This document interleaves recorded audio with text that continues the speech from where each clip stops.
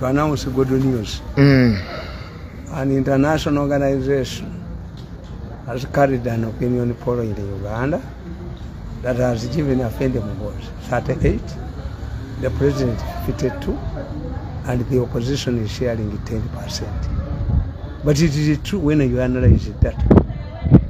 That's one. Another important issue I want to tell you, they want to capture you. Your name was discussed, mine was widely discussed. This is why I tell the police, it is easy to capture these criminals.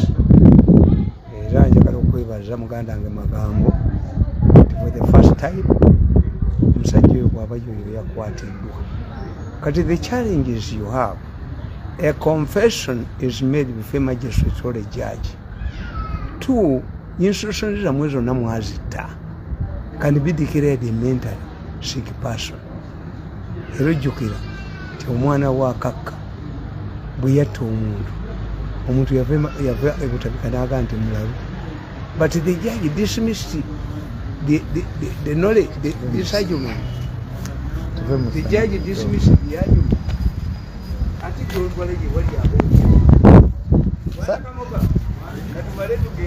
Sagara Musana. But the judge dismissed the evidence of the Butabika man.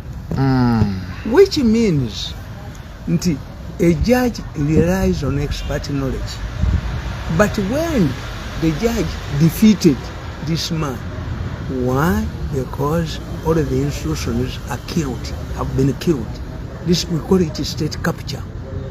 Today, you must say about the mentally sick. How could a mentally sick person trace the Muyindi? How could be on Muyindi? 2, there are many unexplainable issues. 1, how can you be a manalender without security? Could anybody go inside? Which means it was a regular custom. No message Yakuba Bush, Yakuba Ligani Amasas, Yali visitor vice way, over office. It have written a book, tips to our security organizations. Mbawandi Kidinga Madaka cases of security, which would appear to be very complex. Ngabazi solving ulo security. 2, Temuina sentence mutekawo is only in Uganda where a reward is not given. Gwegenda okere ku macha nti omusajja oyo abamanye yasse isima emiliyoni aga kibula bazimba funa era tata wa isima zee wange ne mugaba abasiraamu muli bagumu. Abasiraamu muli bagumu azee nebaza na tukundi wange omusajja ngana kuga tuli bamukwano nnyo. Tata wa isima ze nakulaba. Naye oyo Nyango yagamba, because the police does not have a public relations department. Not everybody, mass communication in the Chibianjawulu, but you must be naturally gifted. Kakati nkugamba, Nyango nasoma naye makereza. Naye nkugamba nti bwo approaching omuntu matters. The police requires you to make a statement. Naye kitawe wa Yusuf Isima ali mu mudu kiko omugambira immediately aze yafiridwa aze okukima ebintu by'omwana we nomugakola statement.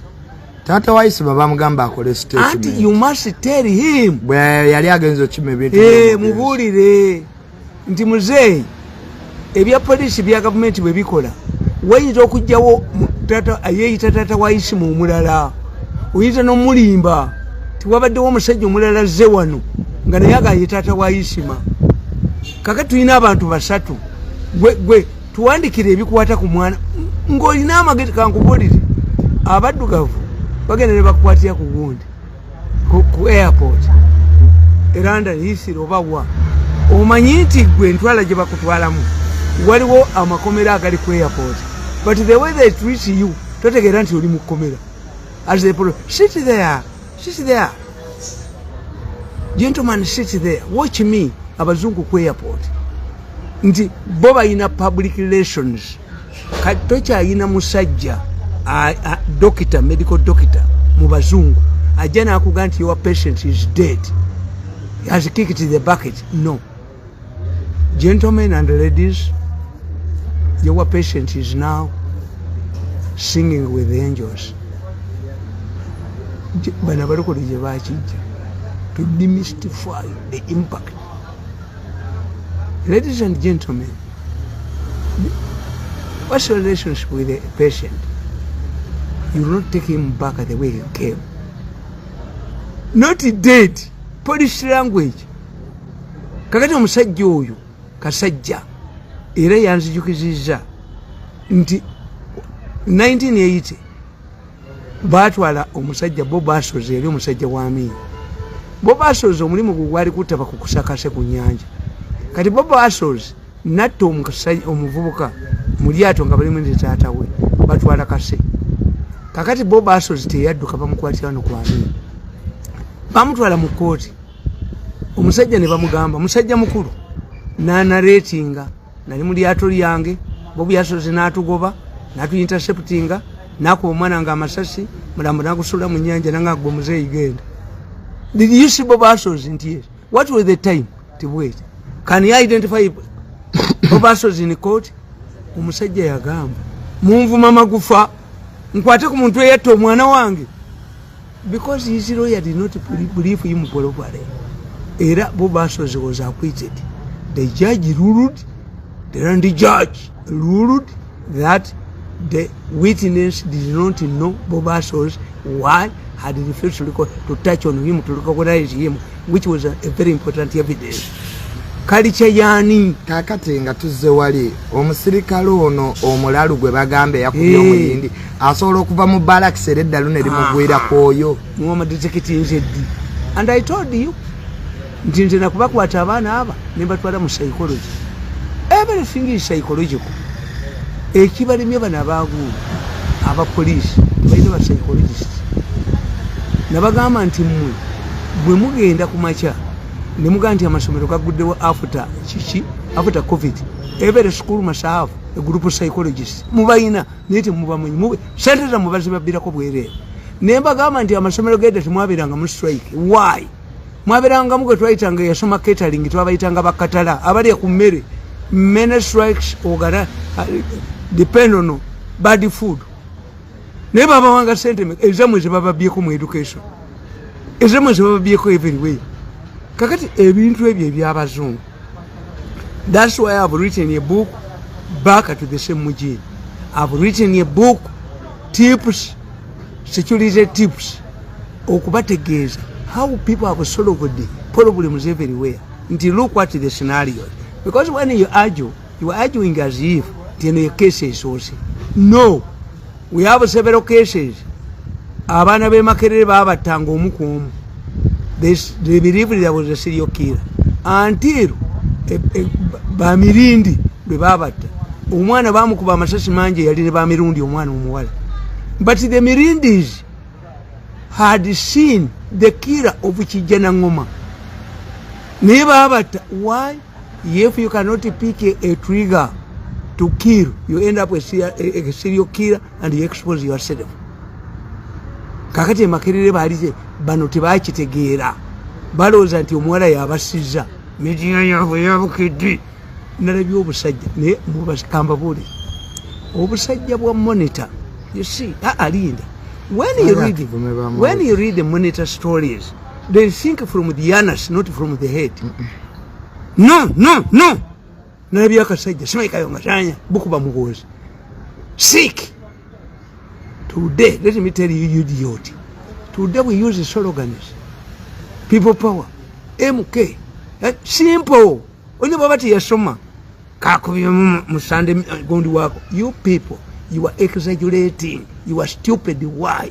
If these people have been told to apologize to Muhozi because somebody hired Kenyan media mercenaries and you are waging a mercenary war against him because in your monitor, then you are stupid.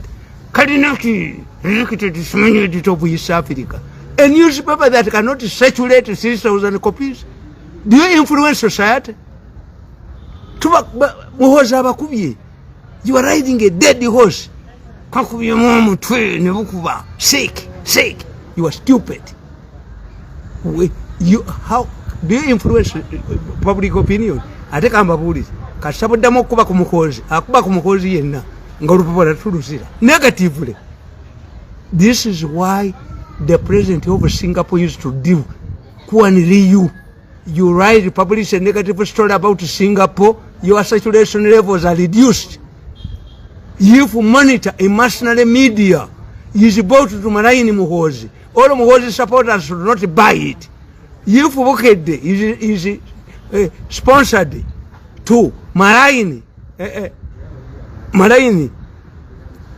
this my brother of mine, Bujingo, Temudamu Gasoma, Bugaliu, Imbazinuzigaleu. Because from here, you know, I'm an expert on media. Sick. You are stupid. You monitor articles are written by people who think through the anus. Because when you're thinking through the brain, then you are wider. That's the one. A chocolate to chamber gamba offering the money. Everywhere the police offers money. Those who know where this money is, or woman. Mbadde mukatabo kange nemba gamba nti waliwo olakahoma mu America omusajja yatega bomu netta n'abaana netta naye the American security arrested a Saudi who was on his way to Saudi Arabia from Egypt nga balowooza ye suspect omuwarabu yateze eventually ba experts forensic eyo nayo magamba agizimbe forensic every area is ribboned off. Because when you are trained in criminality and intelligence, 40% of the evidence remains at the scene of crime. Bakwata kisolo ya motoka. Ne bagitwala mu laboratories zaabwe. Ne bazuula omwaka gwe baagigula. Ne bazuula pose owuna. Musajja ne bamutracing. Ne baleeta abasajja kakati ng'oyo owa gundi gwe basse. Tumubuuza driver na describing abantu. Ne baleeta ba experts abakubanga ebifaananyi abakugu. Tukiteeka ku TV. Nero kuba police teina sente maybe nti police yali badde tekawo sente n'okulanga abo ababula babulira naye afande Kaweso bamutta bakuba ebifaananyi kuki nga balimba. You know the Kaweso story, read it in my book. They provoked me into battle. Miso can explain every matter here because I'm also targeted. Katika nkubuli. Let me give you 2 examples where money works. The Kenyans were hired to make Afeni Muhozi a comedian. One of them recorded them and sold the miso, that recording at 50 million Ugandan shillings. One of the people who were hired, the Kenyans were hired. President Nabayita Nibakitisa, Nabagamu apologize. Erecho Vola Kativazem Muhozi refused to apologize to accept the apology. As I told you, why does he apologize? Accept it. Sigara neke remaining in sham. Narabi omusajja. Ngari kiti intale. Ngabaloko ne bamusabira. Ne bamusabira ne mukyala we. Abaloko ne tebakwatagana nange.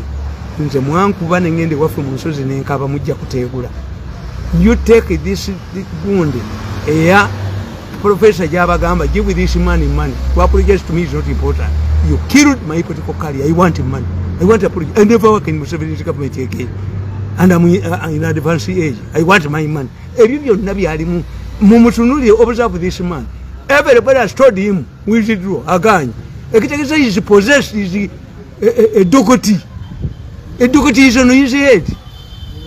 Katonda yakalubya omutima gwa Falaawo. N'alemera Abayudaaya paka lwe babattane babamalawo. N'abagoberera ne ku bigaali. Letisi ne yeeya omuntu yenna ng'aliko eddogoti bw'atyo bw'akoloba nga God is curse. Kakati nkugamba nti money is important. In the case of Kenyans, the Kenyans recorded themselves, one of them, and I gave them 50 million. Miso gave them 50 million to surrender that day. Let me tell you, last night, there was a meeting somewhere involving NUP leaders. Some of these NUP leaders are working at their headquarters, Kamoja. They were given money, promising money. to take NUP document to somebody who wants to take over NUP. And he asked them, are you still supporting Bobby Wine? No. Because Bobby Wine is Salon. Family Yeriwo.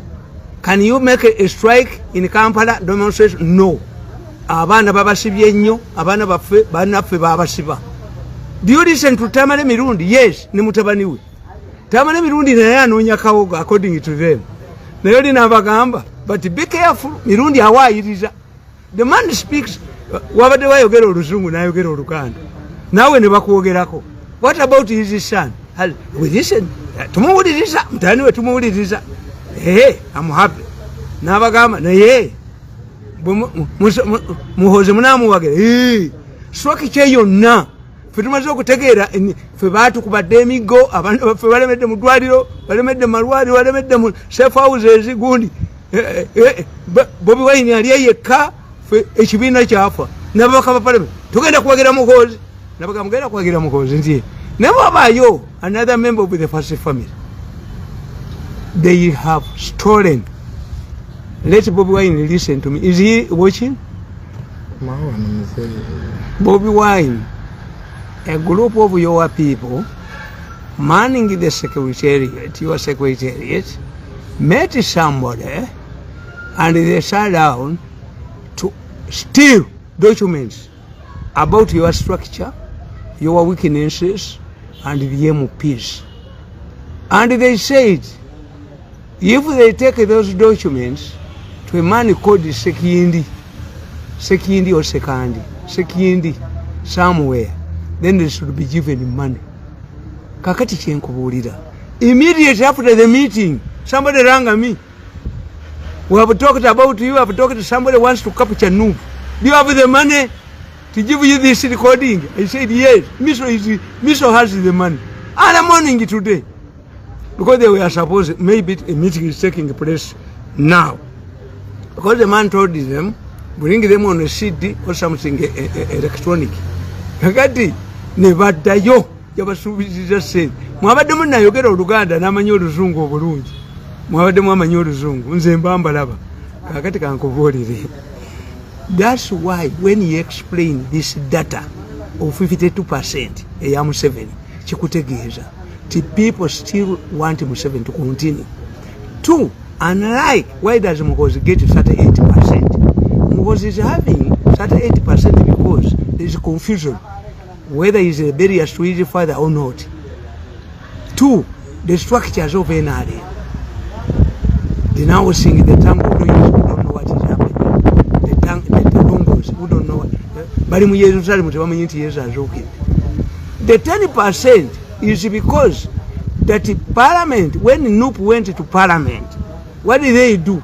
They emerged. Ali register Bobi Wine. Abaganda babaddeko Mengo ne mu UID. Waliyo professor wa Mengulo University asomesha obufere. Omuganda yenna yaliko mu UID. Naberako Mengo abamufere. They seek in terms of money. Tebalinga ffe. Bobi Wine okugwako olunaku lwe yaleeta mpunga yagwa. Singa yaleeta ono musajja Nyembesha. Nambeshe. Nyembeshe. Because you don't know. Kati kyati abaganda. Even when the Kabaka people cross to UPC, the remaining person, some people cross to UPC, Chesimira refused. Baganda cross to UPC. Kati abaganda Mengo in the 60s and what? Karakara Kabale cross to UPC. Professor Sebufu cross to UPC. Karakara Kabale, Sebufu, Professor Sebufu cross to UPC. Nakolera omukolo obote gw'amaanyi nnyo nsisira zasigala waawo ku kolini gundi. Many people cross to UPC, 11 basoga, but the Democratic Party relied on a man called Chesimira. Ishemufuru. The amalalo ga Chesimira gali mu nsiko. Chesimira would be taken over. Chesimira's grave would be taken over by the tourism board. Even the people, the leaders of Busoga. No, even the Chabazinga. Luli wayogera ne Minister of Tourism. Yes. Kakati nkubuulira. Era ne mu 62 abadipi babagula ne Bashiri batalingaya. Latimu yasigalawo. Latimu yasigala kwatire DP mu parliament.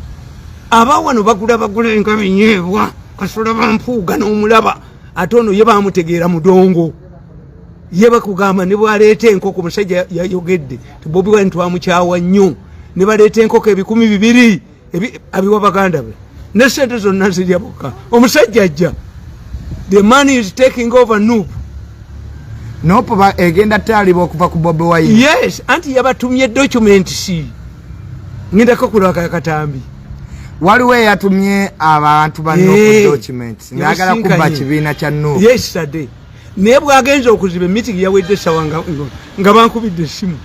Do you have the money? Does it mean you have the money? Yes, I have.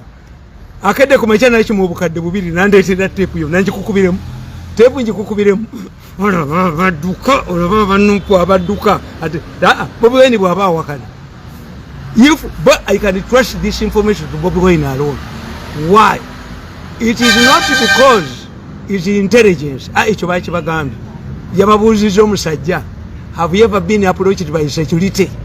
Ne bamuga nti luli nalwesha yatujjako natuwa ku ssente n'abayisa ne batuwa ku ssente n'aba special forces abakuma Museveni bajja ne batuwa ku ssente tie naye we byakomaawo kati mukyasobola okuddayo okukola strike nti ekyatutuukako luli tetukyaddamu kati tuddeyo wali Bobi Wine ogambye waliwo abaagala omujjako ekibiina era wenjogerera wano babatumye document tugende mpola babatumye eki omusajja ababuuzizza kaakati bo bagambe ekyaba kyayisa Bobi Wine tabawa kulya yekka alya ne baganda be bokka kadaba omusajja ababuuzizza nti naye can you accept the member of the first family kuba bamugambye nti akalunde kakubirwa wano tuwa muwozi basooka kya yena ndi mutumayite tusobola jiwangula tona atubbi ate abaana bamulemye okujjayo mpuuga tunakolera ronda mpuuga lukyafa mpuuga yakulira mu ngalo zono ono yennyini professor ngowo waggulu wano era kakati kababuli era state house controller yabadde naye kubanga baagala okunegotiatinga sente state house controller yabadde ne Mayiga kati bagenda kufera Museveni mbwe ekyapa kya state house kitutte n'omuwera gwe ekyapa febatujoka state house controller yabadde ne Katikkiro if it was not mukozi nga baga ati ekyapa kya Museveni yangobanga mubbi wankoko ekibozo ekyo nakyo lyako Museveni yangobanga mubbi wankoko humiliate him, humble him and throw him on kasasiro me natasoma wapitu na yani mvuke ekidoli nakana kasika nga sumbusa nako kaniemu mvuke ekidoli buli omwaniemu n'omukaniemu omukoya bagambye muwulira mirundi tie naye alimba nnyo musajja alimba nnyo ngamba laba abasajja bagenza okutunda Nuupu nabalabye ebyuma byange byabalabye ate omusajja najja ku makya ne muwa obukadde bubiri najindeesa nanga nzizeeyo kuketta temuyina kyemusobola kukola kakati state house controller ne Katikkiro bali bonna bwe bati kubanga nono omwana ayagala kubba ekyapa kya state house kyaba kiti ekibeera ekyaga n'obwamonita ne bukuba obufere benda nabono ne bukuba obufere benda oyo omwana mbaze bagoba nakyobe atuulewo oyo atuulewo oyo junior nnyo banyemeseta akoli nze sinza basaba ssente nswera amazi namukubidde n'essimu n'atagikwata nga njagala muga nti ngenda kubatula wakubiddani state house control ngenda kubatula nkulabye ne Mayiga mwagala kubba state za government iruvometi iti atereta state wakubidde state house control essimu how did this state house be built on Buganda land nabiwulirako mbune barracks ezisinga zitudde ku ttaka lyabwe nokangabala bwati Buganda yasangibwamu square miles akakumi kamu kenda mu lukaaga square miles Coloniland oyo omwana naye afuuse embwa njamukuba mu kibu byono namulabye abalokole ekitintale nga bamukubamu what you need temusobola mwakuba emmandwa mujja giteegula omulenzi ono ekimuliko buli omu namubuulira nga tawulira yakuba emmandwa mujja giteegula Buganda eyagala bagiwe ssente abali wamu babba Museveni bajinga ebyapa n'omulaba yenna omusajja naigwa atakoowa bubbi mulenzi gwe mulenzi gwe atakoowa bubbi kati akwatana akawala you will vomit this man ne Katikkiro yakajaguza emyaka muwala gwe you will vomit this man. We have all the documents. You cannot play around with the land. We have all the documents. Mukandereka mugoba nachobe nagoba kadaka nagoba I have kana kanzunzwe ntwe kana And I have defeated you. Why? All of the recordings, sensible recordings, ziri wa mkozi. Zibali bakalambo tumunyekeze tukoleno yenda gano Karugire yena atwala sente zize. Naninja patie mu meeting wa Karugire. Kati recordings waziwayo de wa General. Recordings zagenda da. Ziri wa General. One day they will be investigated bani abatyanga abantu malwaliro. All of the people were indicted to organic cases. Duka abatyanga abachina batyanga abantu mwalo bati kuku. Abantu batyanga abantu emulago. Mogi emulago. Bagoba musajja akuliye mulago. Ani yabikolanga. The recording is on video there. And the unsafe one. Ogenda okumulaba bwadduka kubanga kye kyanjogesa. I have the document. They must come and me to come. Nga Karugire afunye zize. Musebe directed Karugire handling case. Ezange Karugire nazilemera. Ngono munna mugamba munyi nyizo okujja. Ate singa yali ka muntu nalize. Nekiwanuka. Nayo Karugire abajoza abazibu. Ekani come and say nalinje kutulika. Kati nemukoddemu wa president Karugire netu mwagala. No, yatwala sente zizo omugagga fuge. Bamuwa omusanga ku handling. Ezange ne bazilemera. Ogogane. Nyino okujja kulira. Nalinje kutulika. Ne kyankwaze nalingera kutulika. Kumiba